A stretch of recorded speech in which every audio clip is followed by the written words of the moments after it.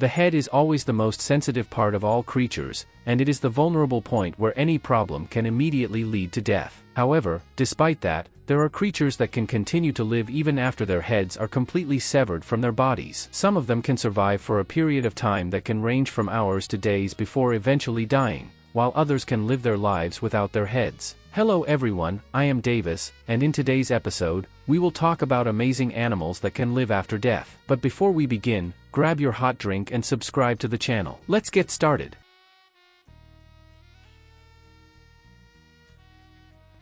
In the state of Texas, USA, Jeremy Sutcliffe and his wife were preparing to host a party at their home. His wife began tidying up the garden, removing weeds around the flowers. Suddenly, amidst the weeds, a snake appeared in front of her, measuring approximately 122 centimeters in length. Startled, she screamed at the top of her lungs and quickly alerted her husband. Jeremy swiftly struck the snake with an iron shovel, completely severing its head. After ensuring the danger had passed, the situation in the area calmed down and settled. However, after about 10 minutes, Jeremy began screaming loudly. When his wife rushed to see what was happening, she discovered that the severed head of the snake had bitten her husband. Immediately, he started to enter a coma and experienced seizure episodes. He was rushed to the hospital and placed on a ventilator. His condition was extremely critical to the point that he required approximately 26 doses of antivenom, whereas a typical snakebite would only require 2 to 4 doses for treatment. The story of Jeremy is not the only recorded incident of severed snake heads biting. Another documented case involves a Chinese chef named Peng Fan. As we know, the Chinese are known to consume a wide variety of foods, so it's not surprising to learn that this chef was cooking a cobra in his kitchen. After decapitating the cobra and while disposing of the head in the trash bin, the snake's head opened its mouth and bit him. What's astonishing is that this occurred approximately 20 minutes after the cobra had been killed. Unfortunately, the chef died after this strange incident. Researchers explain that snakes indeed have the ability to bite and inject venom even after their heads have been severed for up to an hour or sometimes even longer. Despite being dead and with all bodily functions completely halted, their brain can still respond and bite any object near them. This unusual phenomenon can be attributed to the fact that snakes are cold-blooded animals. Cold-blooded animals, including certain reptiles and amphibians, rely on external sources such as sunlight and warm surfaces to regulate their body temperature. As a result, they do not need to consume energy to maintain internal body warmth. Unlike mammals, which quickly die upon decapitation due to the high oxygen demands of their brains, snakes do not require a significant amount of oxygen to supply their brains. They can continue to survive for a certain period even after their heads have been completely severed from their bodies.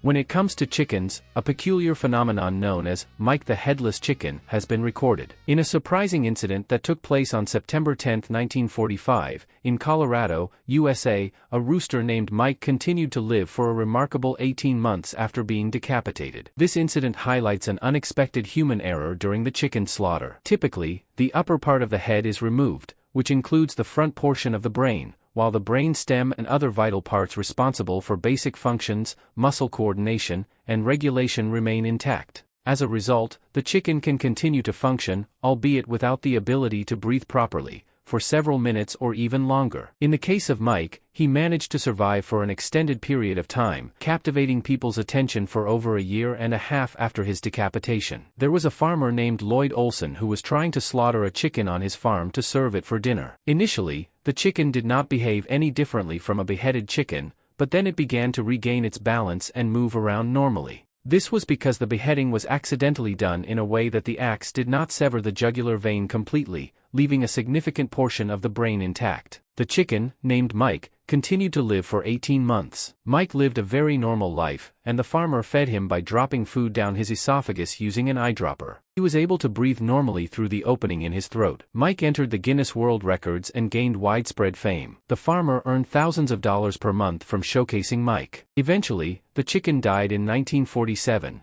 not from bleeding or any related complications, but from choking on a kernel of corn. It is remarkable that he survived for that long despite his condition. Researchers at the University of Utah examined his body to determine the exact cause that allowed Mike to live for such a period. They discovered the presence of a blood clot in his neck, which prevented bleeding until his death. It is worth noting that many people attempted to replicate Olson's feat by beheading their own chickens in a similar manner to gain fame and money, but the chickens typically died shortly afterward.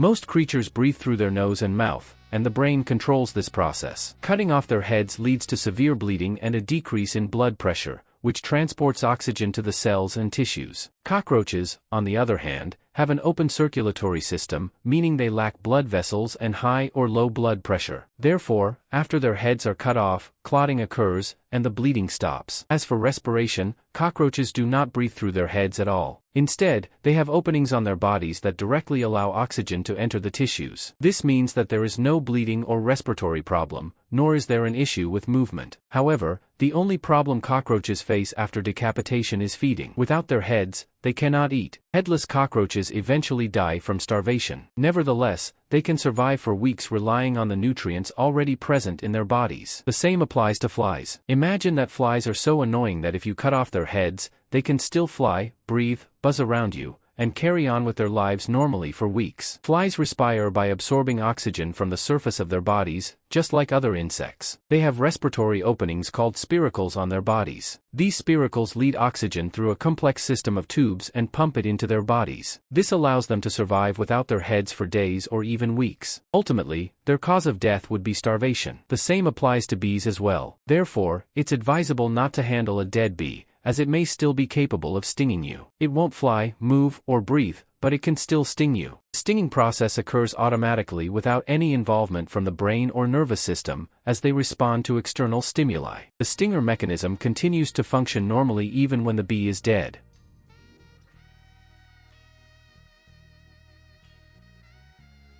In the 19th century, neurologist David Ferrier conducted an experiment on frogs where he completely removed their brains. Surprisingly, he found that the brainless frogs still responded to touch, moved, and jumped in water, resembling the behavior of normal frogs, albeit for a limited period of time. This can be attributed to reflexive reactions that are independent of the brain. Moreover, certain frog species have the ability to survive even after being frozen. Frogs found in cold environments can adapt to their surroundings. When snowfall begins at the onset of winter, their livers start secreting a large amount of stored glucose. The blood then transports this glucose to all cells of the body. Glucose plays a crucial role in preventing cellular dehydration and shrinkage during freezing. In this state, the frog's heart stops pumping blood, respiration ceases, and there is no oxygen consumption. All the organs appear inactive, almost as if they are dead. However, as the ice melts with the arrival of spring, blood flow resumes, the heart starts beating again, and all organs and systems regain their activity,